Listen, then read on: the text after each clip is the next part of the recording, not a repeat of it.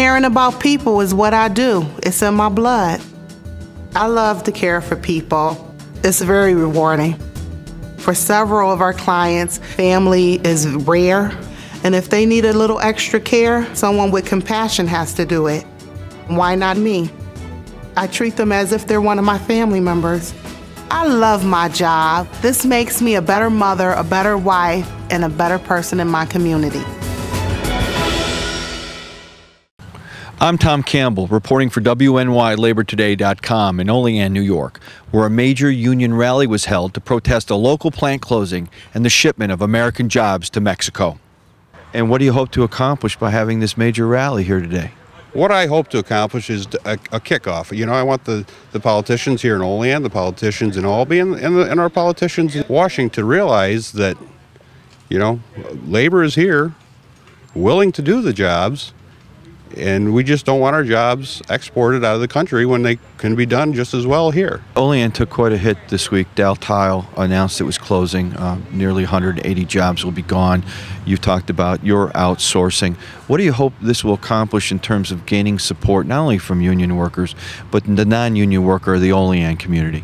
Well, we would like, you know, what we're really hoping for is that people realize that the unions are on a decline, and we're hoping to get them back up and make people realize that, you know, a lot of the non-union facilities are benefited by having unions. You know, when we're out fighting for rights, it's not just our local. You know, we're trying to benefit the entire American economy. This is a very sad week in Olean, New York. We had a great manufacturing facility here. It used to be Olean Tile, now it's Daltile. We just found out Thursday that they're going to be closing that facility and combining them jobs with a plant, a non-union plant in Pennsylvania. The message here should be, we shouldn't send anybody either to Washington or Albany that doesn't support a jobs program. With the Daltile closing, you know, Olean's a small community. You walk into a store, and you know most of the people that is in that store. You know, so the 170 people that were let go at Daltile, they're like our family, and we felt it, you know, in this community, and we're going to continue. If you really think about it, it's not 170 individuals, it's 170 families. My question is the American dream real for American working families today? No. No. It's getting increasingly out of reach. And you know what we've seen is that the middle class in America has been asked to shoulder more and more of the burden. And I say that we've taken on enough. Yes. Yeah, right. And it is time that we make sure that the wealthiest Americans in this country, that they pay their fair share, so that we all shoulder these burdens together. Well, this rally is a step in the right direction. We're trying to get awareness out there to not only the fact that our jobs are leaving our local area, but they're leaving our country as well. The only thing we can do, and it's interesting that this is happening right before election time, is to get the information out there to our labor members to get out there and vote for candidates that are going to keep our jobs here in the United States. Slowly but surely, the corporate interests in this country are taking away all the security that working class, middle class people and working Americans have in this country. And that's what's happening right here in Olean, New York. And it's happening all across the country. And by God, brothers and sisters, family and friends, we've got to stop it somewhere. And the only way we can do that is to start holding people accountable. These actions in the last month have brought more members into the council. We're trying to raise awareness that we are there. We want to be a tool to help union members negotiate fair contracts, and we want to be a tool to help unions educate their members on things that are going on in our community and situations that they need to be aware of to place an educated vote. If you had one thing to say to our viewers, what would that be?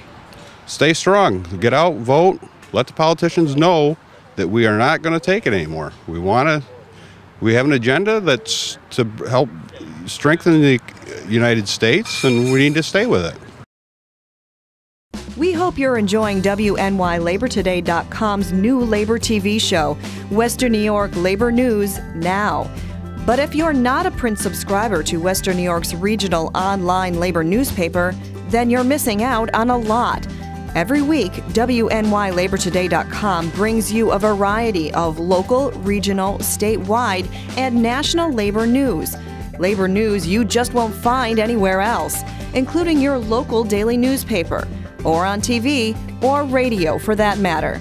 So, for just a small sum of $5 a year, you can get unlimited access to Western New York's only source for labor news.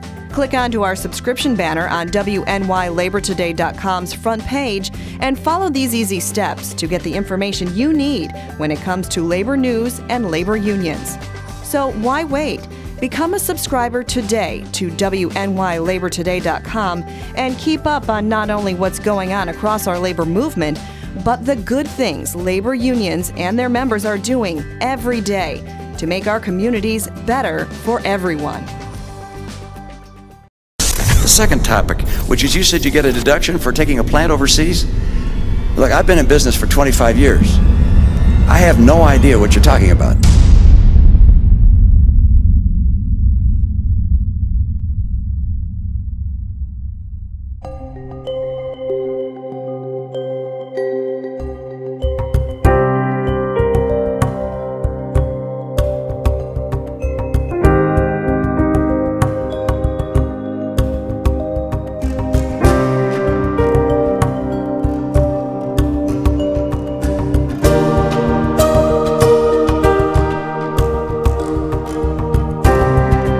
They came in and they introduced their transition team, and the next bullet on their meeting was, by the way, by the end of 2012, all the jobs in this plant will be moved to China.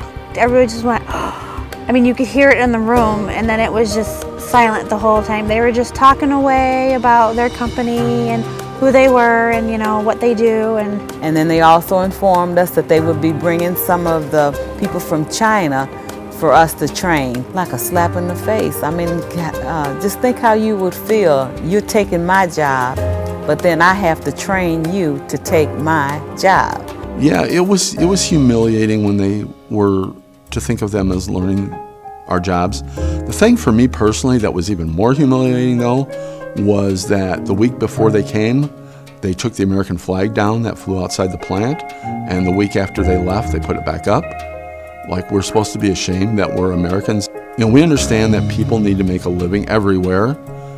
Our problem is with the motivation for moving it, because the company set us a record for profits last year.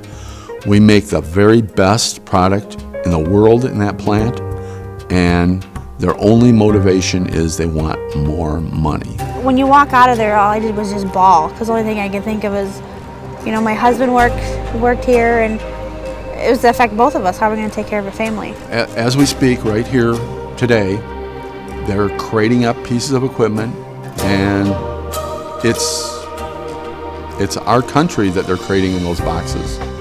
When I walk in there, it's very sad, it's very surreal, because the only sign that the equipment that's been moved was ever there is this discoloration of the floor where the machine used to sit. And when I'm walking through there, I not only still see the pieces of equipment there, but I see the faces of the people that used to run it. My 8-year-old daughter wants to do dance, and I had to tell her no, and the look on her face was devastating to me, because I can't afford, you know, the things that they want, and to be able to provide for them. It's just going to be hard, and, you know, for all the families that are going to be affected. I don't know, I'm sorry. There are 2 Sensata plants that we know, it's actually 3, but there's 2 that we've investigated in China, Sensata factories. And the workers get 99 cents an hour. The workers work 12 hours a day. They work 7 days a week. They have no rights. 2 or 3 women share each small room. They have rented rooms, very tiny. They say to us, we have no life. This has very little to do with politics and everything to do with the moral fabric of our country. And do we really want to go down the path of pitting American workers against workers in China in the race to the bottom? And we've seen the bottom in China with 99-cent wages and women working 12 hours a day, 7 days a week, and living in crowded rooms. We have to do better. How anybody can go and vote for Mitt Romney is beyond me, because we have seen what this Romney economy looks like here. There are no remaining jobs like this in this community. They're highly technical, well-paying jobs where a person can actually live off of it. I put 3 kids through college. Working there, we were able to build 2 homes, so the living was good. Our American dream got ripped out from underneath us, and not because of any reason other than just pure greed. Before I even knew anything about Bain Capital, I actually kind of liked Mitt Romney. You know, I thought, okay, he's going to create jobs, he's going to, you know, save America. So when I found out about this, it's like, okay, you really aren't doing what you say you're going to do. You aren't going to create American jobs because the companies that you profit off of are sending jobs and you're not doing anything about it. We understand that we probably aren't going to be able to save our jobs as much as we'd love to be able to save our jobs. Short of a miracle, we're not going to be able to. But if some guy in some office is thinking about doing this and he looks at it and he goes, you know, those people in Freeport, they were putting up a fight. That means that what we're doing is worthwhile, and it's not just in vain trying to make a statement. It's making a difference for people, and that's what we're all about at this point, is just trying to make a difference.